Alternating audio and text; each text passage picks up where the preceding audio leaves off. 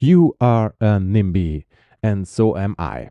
If you disagree with me or you don't know what a NIMBY is, this episode is for you. And also, if you do agree that you absolutely be a NIMBY.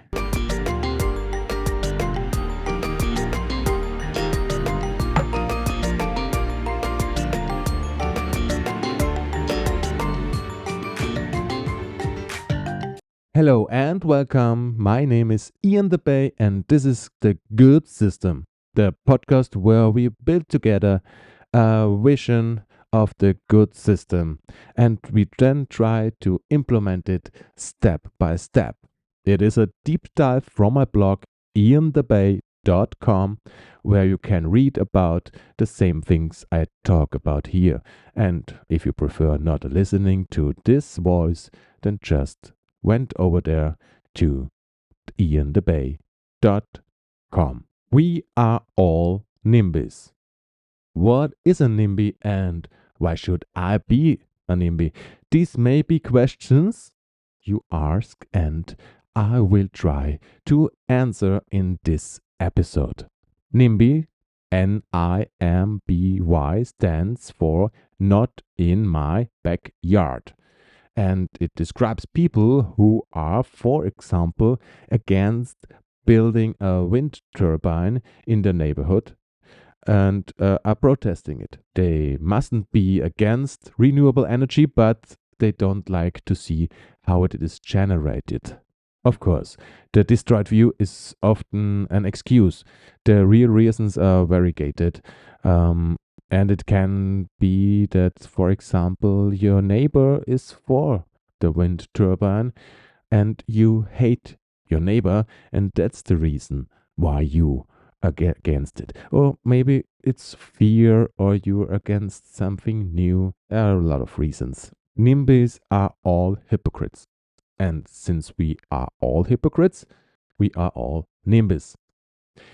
This equation may seem far-fetched, but I will try to explain it, and maybe you agree with me at the end of this episode.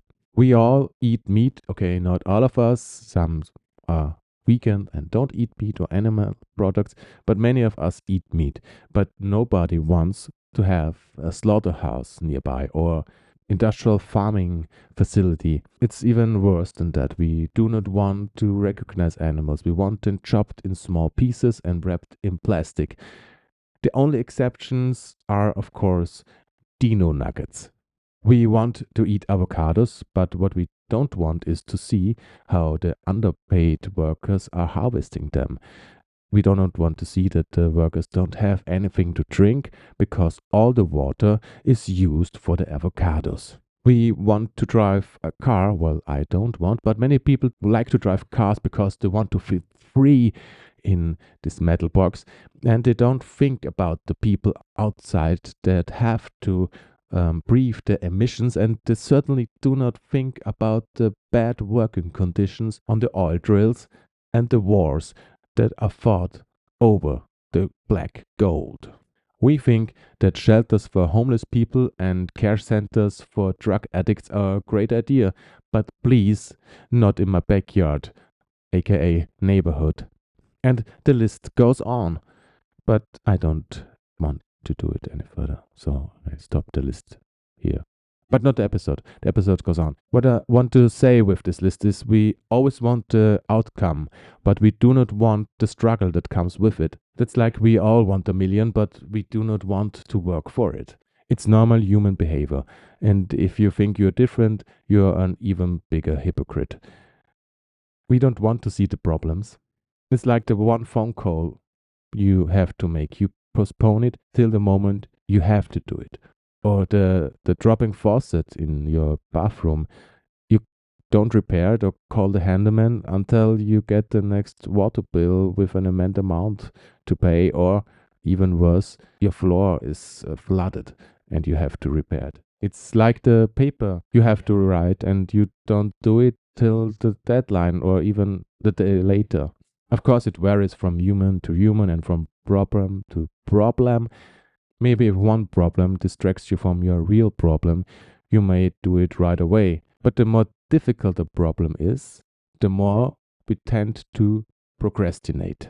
And that's the same for one human or for all mankind. Entering climate change. This problem is so massive and so complex, we deny it till it is, hopefully, only nearly too late. We believe the propaganda because it is easier to do, and because we are afraid of the unknown that a system change would bring with it.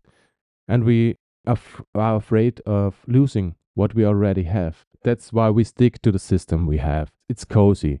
We block out the bad things and enjoy consumerism. We know it's bad, but we are afraid of change. Populists know exactly that we are all NIMBYs, that we don't want to change, that we don't want the things in our neighborhood, in our backyard. And that's why they tell us we are right, we are the best, and they want to keep everything the same that it is. The change is bad. Sometimes they say we change something, or we change it back to the way we know how it was. And it's always the others, the unknown, who are the bad ones, who want to take it away from us.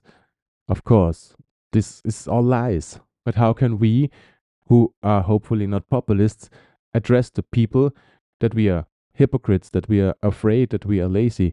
And can we do this by telling the truth? I guess so. I think so. I hope so. We can do this by building a vision of a better system that's better for all of us, and can feel and see that it's better for all of us.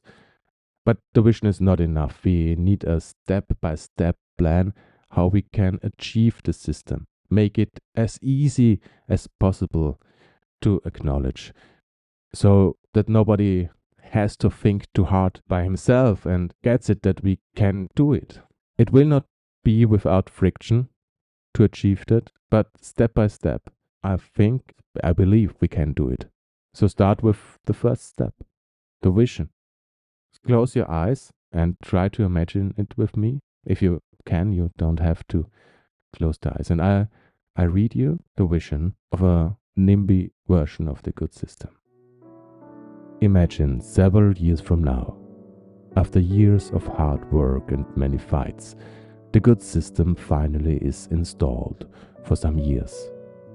You visit your granddaughter. She lives in a town surrounded by woods. From her living room you can see the hills with wind turbines on them. She settled here a year ago. She isn't into urban life and she got a job in this town. She's happy, or was until last evening. At the town hall meeting, the citizens decided to install a new CO2 capture unit, since there are still too many emissions from the last 300 years in the air. Your granddaughter, let's call her Amber, has nothing against CO2 capturing. But the new facility shall be built 200 meters away from her house and would block the view onto the woods. These woods had also been planted to capture CO2, but are not enough. They did not grow naturally at all. Your granddaughter tells you she brought up a petition to build the capture unit elsewhere. The other location would be more complex to build and not as efficient, but Amber still could see the woods. You smile understandingly. You tell her how in the past people demonstrated against wind turbines, which Amber can't understand at all because for her they are a natural part of the landscape. You tell her that you can understand her anger, but that if she wants a clean air and fight the climate crisis, she needs to accept that it can't stay all the same. Your generation and Amber's parents' generation have fought so hard to stop the climate collapse. Many needed to accept changes they didn't want. When you were as old as she is, cars were everywhere.